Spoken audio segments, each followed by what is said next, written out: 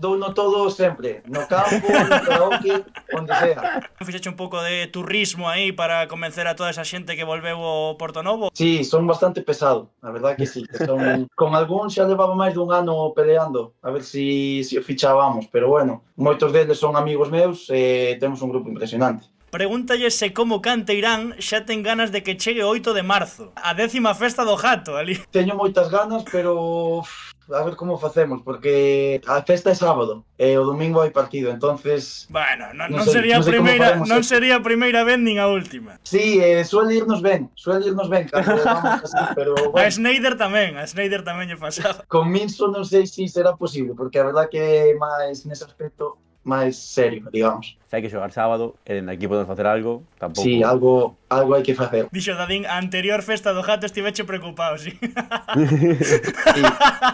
En caso de dar a machada histórica e conseguir o ascenso a terceira co Porto Novo, que faría Eloi Rosal? Deixar o fútbol. non No, o, non o.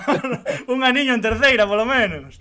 Sí, no, sería hostia. A verdade que é unha cousa coa que levo anos deseando que pase e ojalá se dé. Montamos a festa do Jato en xuño, non pasa No, nada. pero luna. montámosla unha semana seguida, montamos. Onde festexa os seus triunfos Eloi Rosal o Porto Novo? Montaron aí en Porto Novo un karaoke. Falábamos onte que o próximo que faga gol, que a celebración ten que ser esa, porque é o noso local xa de confianza.